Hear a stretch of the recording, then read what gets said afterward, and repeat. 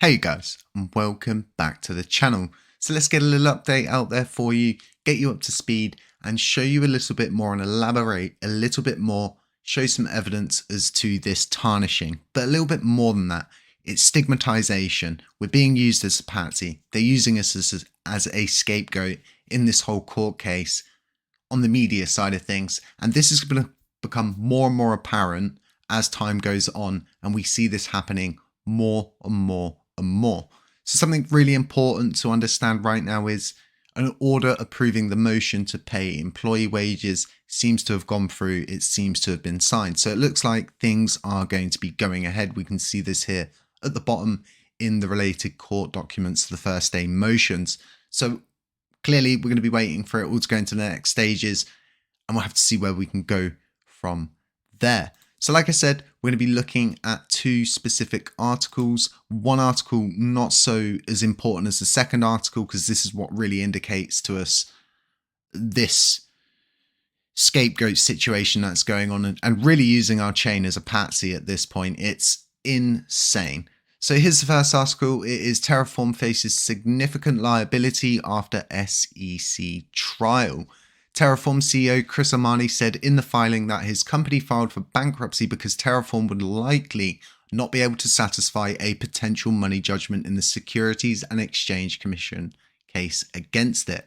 Because of the size of the potential money judgment in the SEC enforcement action, the debtor would not likely be able to satisfy such judgment, nor will it be able to post the subsidies bond necessary for an appeal. Amani became a CEO last summer. According to the filing, he was previously Chief Operating Officer and Chief Financial Officer before taking over company operations. He said that the board met in late January and decided to file for Chapter 11 to protect its interests. These include its software development business and the Luna value for shareholders. So like I said, first article's got some important information in there, as you can see. And as you can see from the previous videos here, if you haven't seen part 1 and part 2 of Terra Classic Just Got Weird, go back and watch them, share them, show them around. You know, it's down to you guys to share these things to people. I can only go so far with these things. It realistically comes down to you. Comment, like, subscribe, tell your friends, tell your grandma, tell your cats. If they've got a YouTube account, get them subscribed too. You know how it goes. You know the deal. Now, moving forward, like I said, we've got this second article and this is linked at the bottom of the first article. As you can see, it's linked in here. So like I said, this article really incriminates just us. And like I said, it's crazy because this is all happening. We are being attacked from many different sides. It's clear from part 3 that the person likely behind a lot of the chaos in a previous part of their life was an actor. Okay, so they specialize at these kind of things. But like I said, part 3 is coming. Keep an eye out for that because it's going to get interesting. So let's get this second article up that I was talking about here. Terraform Labs claims it doesn't operate to gain profits. Terraform Labs CEO Chris Amani declared in a court filing that the company is not built to currently generate profits amid citing previous crypto collapses to support its case. Amani asserted in the court filing that opting for bankruptcy enables the company to emerge stronger in the crypto industry. Now, like I said, it gets really interesting. So in a recent court filing, Amani asserted that Terraform Labs had been channeling all its earnings back into the company, aiming to foster its growth. The primary goal in the initial years was not profit. So, like I said, it gets interesting. So further down here, they state that Terra, Luna, Classic, Terraform Labs native token has been declining in recent times, dropping around 29% over the last 30 days. They also mention the Terra Luna price chart here once again, and mentioning that all of the filings for the Chapter 11 and tying that in with our blockchain. No. It's not Luna. That's the new chain. This is the old chain, right? And that's what they're going with. This is the way to do things, right? Push it off on your neighbor.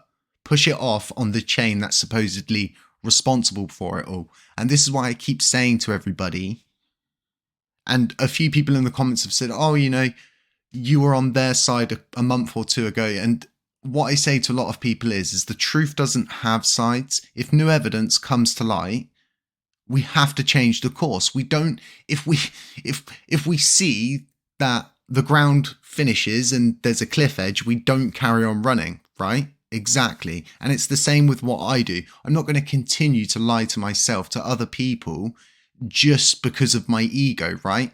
I'm going to backtrack and I'm simply going to say all of this new evidence is pointing to us being used as a scapegoat.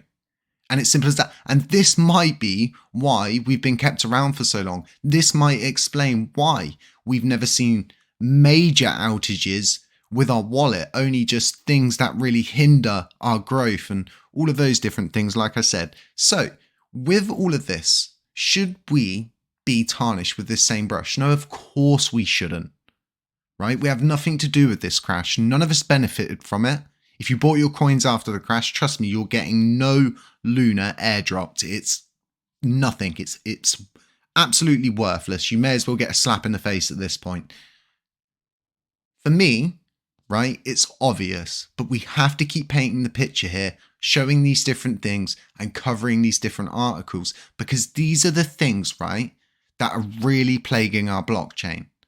Because no matter what all of us say, right, no matter what we tell the next person, it's what these people report.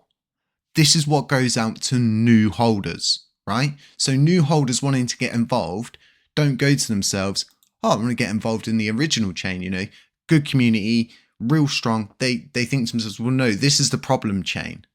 Oh, Luna's the new chain. So it's all a very interesting situation that's playing out at the moment. And like I said, it's coming from all sides.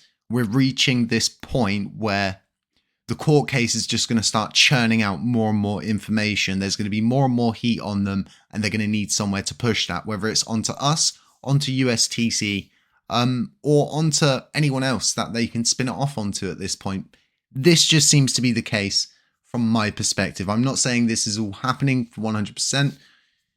It could all be a conspiracy, but the evidence is strong, it's there, and it is pointing to all these things. But let me know what you folks think in the comment section. Drop a like on the way out, subscribe if you haven't already. Part 3's coming, LUNC Dash is coming back. Like I said, get those comments in. We are doing a monthly giveaway. We'll be keeping that going every month. Top 3 commenters, 1 million LUNC, 10,000 USTC. At the end of every month, will be split between the top 3 commenters. Only one comment is counted per video, so don't go spamming in the comment section. Very important. We do have a Patreon. We're working on indicators. Those will be produced on LUNC Dash and tied in there for our Patreon members. If you want to get involved with that sort of thing, it's there. It also helps us support the channel. It helps us grow. It helps us keep content pumping out, and it keeps us coming back to help you folks. Other than that, stay safe, stay humble, stay aware, and as always, I'll catch you in the next one.